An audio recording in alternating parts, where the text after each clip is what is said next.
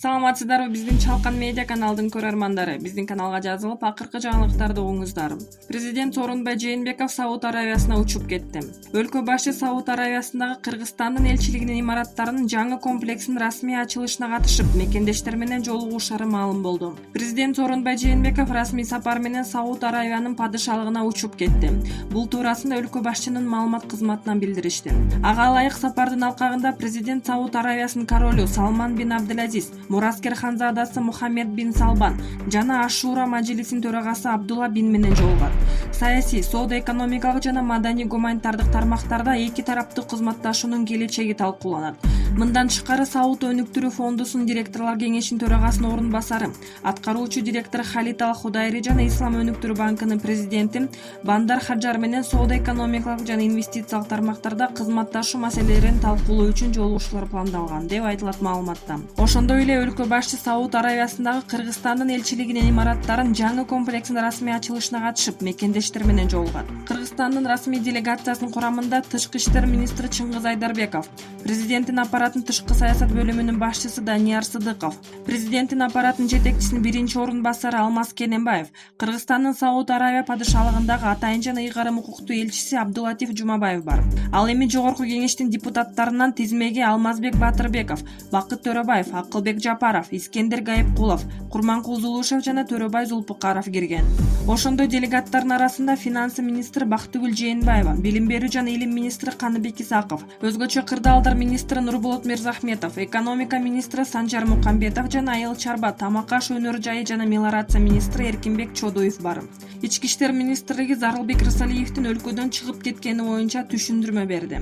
Кримтөбөл Азиз Батукаевдин иши боюнча үй камагына алынган жогорку кеңештин депутаты Зарылбек Рысалиев президент Сооронбай Жээнбеков менен Бириккен Араб Эмираттарына учуп барып келген. Бул боюнча ички иштер министрлиги төмөнкүчө түшүндүрмө берди. 2-ноябрда жактоочунун өтүнүчү менен Рысалиевдин ден соолугуна байланыштуу ички иштер министрликтин тергөө кызматы Рысалиевдин Кытай эл республикасына дарылануусуна уруксат берген. Ошондой эле анын өлкөдөн чыкпоо милдеттендирмеси алынган деп билдирет басма сөз кызматы. Зарылбек Рысалиевдин ушул жылдын 2-августунда 1-май райондук сотунда баш коргоо чарасы каралып, ден соолугуна байланыштуу үй камагына алынган.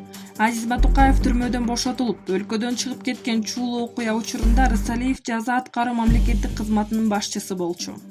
Равшан Жээнбеков камеранын ичи суук болуп жатканына даттанды. Мурдагы депутат Равшан Жээнбеков ички иштер министрликтин тергөө кызматы тарабынан барымта калуу, массалык башаламандыктарды уюштуруу беренелери менен камакка алынган. Адвокат Замир Жоошевдин айтымында Равшан Жээнбеков камактагы шартка нааразычылыгын билдирген. Адамды кыйноого алды деп баалады, себеби тергөө абагы абдан суук экен. Бул маалыматты жалпыга маалымдоо каражаттары аркылуу билдирип коюуну өтүндү, дейт жактоочусу.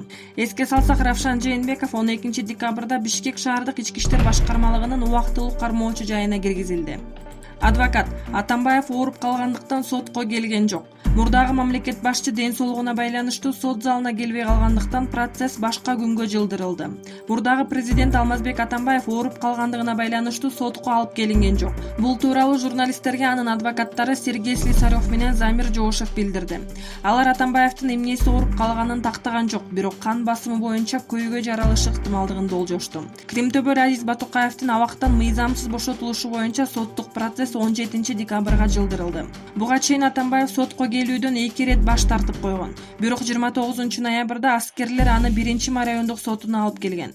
Адвокат Замир Жоошев ал кандайча сотко келүүгө макул болгонун түшүндүргөн. Ал күнү адвокаттар иш менен таанышуусу керек деп жыйын башка күнгө жылдырылган. Атамбаев күтүү залында отуруп, андан соң кайра тергөө абагына жеткирилген. Мам комиссия Атамбаев менен Ниязовдун пикирин угуудан баш тартканбыз. 7-8 августта Кой Таштагы окуяны иликтеген мамлекеттик комиссиянын төрагасы депутат Тынчтык Шайназаров мурдагы президент Алмазбек Атамбаев менен анын жардамчысы болгон Фарид Ниязов комиссияга келип пикирин билдирүүнү каалаганын, бирок алар андан баш тартканын билдирди. Парламент бүгүнкү жыйынында 7-8 августта Кой Ташта болгон окуяларды иликтеген мамлекеттик комиссиянын корутундусун карады.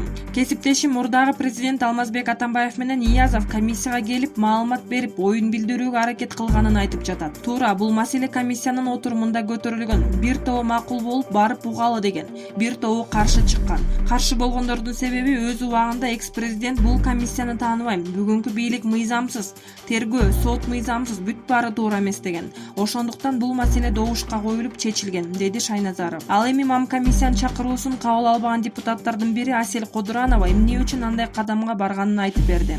Комиссия түзүлгөндө эле анын курамындагыларда маселе бар экенин билип, алар бир тараптуу чечим чыгарарын билгенбиз. Мына бүгүн ушундай болду. Биз Ирина Карамушкина экөөбүз барбасак дагы Атамбаев менен Ниязов комиссияга барып өз оюн айтып беребиз дегенде комиссия четке каккан, деди ал. Кодуранова мамлекеттик комиссиянын өкүлдөрүнө кайрылып, жок дегенде тарых үчүн Атамбаев менен Ниязовдун оюн билип койсо болмоктугун кошумчалады. Элди чуу түшүргөн эшек бизнесинин артында ким турат? Иликтөө. Милиция эшектер багылган коргоондун ээси Ош шаардык сотунун мурдагы судьясы Рамазан Кожомкуловго таандык экенин билдирди. Андан кыргызстандык жана кытайлык ишкердин Береке майнинг компаниясы ижарага алган. Кара Суу районунун Маада айылында багылып жаткан эшектер кайрадан талкууга түштү. Социалдык тармакта андан чучук жасап, этин сатып жатат деген кептер тарады. Расмий орган бул маалыматты тастыктаган жок. Ал эми 1000 эшектин кармалып турганын далилдеди. Спутник Кыргызстан агенттиги элдин нааразычылыгына карабай эшек бизнесин жүргүзүп жаткандарды сүрүштүрдү. Айылдыктарды түйшүккө салган бизнес. Эшектер багылып жаткан коро Ош шаарынын борборунан 20 чакырым алыстыктагы айылдын четинде жайгашкан. Жергиликтүү жашоочулар этин сатпаган чакта деле коопсуздукка коркунуч жаратарын айтып тынчсызданууда.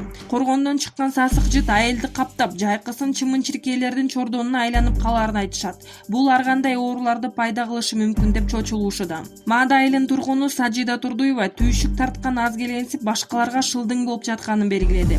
Эшек багылган коро дөңсөдө, айыланын ылдый тарабында жайгашкан. Күн ысыгында эле шамал менен кошо жагымсыз жыт уруп чыдатпайт. Чымын-чиркей толуп бала чаканы көчөгө чыгаргандан эле коркуп калдык. Маада айылы Курманжан Татканын кыштоосу болгон. Булар биз туу тутуп жүргөн энебиз баскан жерди эшеккана кылышты. Жер катта Талдык айыл өкмөтүнө караштуу. Киреши Рамазан Кожомкуловго түшөт. Ал эми уятка калган биз болуп жатабыз. Эшектин этин жейт экенсиңер деп шылдыңдашууда, деди Турдуева. Маада айыл өкмөтүнүн башчысы Жамшит Матамбаев да жергиликтүүлөрдөн арыздануулар көп түшөрүн билдирди. 3 жыл болуп калды. Эшектерди ушул жерде семиртип багып, көбөйгөндөн кийин Кытайга алып кетишет экен. Тынбай эле арызданып жатабыз, депутаттарга да кайрылдык, жыйынтык жок, деди Матамбаев. Ал эми ката Талдык айыл өкмөтүнүн башчысы Кантөрө Жантөрөев аталган коргоонун 1997-жылы жеке менчикке өтүп, учурдагы Рамазан Кожомкулов ээлик кыларын ырастады. Ал мурдагы эт сөөк иштетүүчү заводду 12 гектар жери менен кошо сатып алган экен. Өкмөт жумушсуздукту көбөйгөнүн айтты. Сап башында Жалал-Абад турат. 2019-жылы расмий жумушсуздуктун деңгээли 3,5% түзгөн. Бул былтыркы жылга караганда иши жок жүргөндөрдүн көбөйгөнүн түшүндүрөт. Себеби 2018-жылы жумушсуздуктун деңгээли 2,5% эле. Өкмөттүн маалымат кызматы өлкөдөгү жумушсуздук, элди иш менен камсыздоо маселеси боюнча билдирүү таратты. Ага ылайык 2019-жылы расмий жумушсуздуктун деңгээли 3,5% түзгөн. Бул былтыркы жылга караганда иши жок жүргөндөрдүн көбөйгөнүн түшүндүрөт. Себеби 2018-жылы жумушсуздуктун деңгээли 2,5% эле. Өлкөдөгү шаар аймактардын арасынан расмий жумушсуздуктун эң төмөнкү деңгээли Бишкек шаары менен Чүй облусунда 1,5%. Эң жогорку деңгээл Жалал-Абад облусунда. Ал жакта 7,5% деп белгиленген. 2019-жылдын 1-ноябрына карата 102 000 жумушсуз адам иш менен камсыздоо кызматтарында каттоодо турган. 2018-жылга салыштырмалуу 11 000 адамга же 12%га көп. 2019-жылдын 10-айында калкты жумуш менен камсыздоо органдарына 139 000 адам кайрылган. Бул 2018-жылга салыштырмалуу 2%га көп. Эмгек жана жумуш менен камсыз кылуу мыйзамдары маселелери боюнча кеңеш алышкан, деп жазылат маалыматта. Үстүбүздөгү жылдын январь-октябрь айларында эмгек жана социалдык өнүктүрүү башкармалыгына берилген бош жумуш орундарынын саны 22 728 түзгөнү да айтылды. Бош орундар арасында жумушчу адистигине суроо талап көп. Быйыл ноябрь айына чейин 41 000 жумушсуз жаран каттоодон чыгарылган. Анын ичинде 46,1% жумуш берүүчүлөрдүн бош орундарына кабыл алынган жарандар. Кесиптик окутуудан өткөн соң 2658 жумушсуз жаран ишке орноштурулган. Жылдын супер эмейки 2019 наамына ырдалып бүтпөйт махабат деген ыры менен Нурлан Насип жана Асель Кадырбекова ээ болду. Кечээ 14-декабрда Бишкек шаарындагы Бишкек парк соода борборунда Супер инфо жана Супер KG портал уюштурган колдонуучулардын добушу аркылуу жеңишке жеткен жылдын суперлерин сыйлоо аземи өттү. Добушка маданият жана шоу-бизнес тармагында бул жыл ичинде тыным албай иштеп, тер төгүп эмгектенген ырчы, актриса, вайнер, режиссерлор коюлган. Жылдын супер эмейки 2019 наамына Ырдалып бүтпөйт махабат деген ыры менен Нурлан Асип жана Асир Кадырбекова ээ болду. Аларга наамды Кыргыз Республикасынын эл артисти Каныке Эралиева тапшырды. 2019-жылда аяктап жатып, жылдын супер эмейки 2019 наамына ээ болуп турабыз. Биздин эмгегибизди баалагандарга ыраазычылык билдиребиз. Наам алып жатканыбызга кубанычтабыз. Бул бизге стимул болот деп ишенебиз. Наамды Каныке эже тапшырганда биз үчүн чоң сыймык, дейт Нурлан Асип.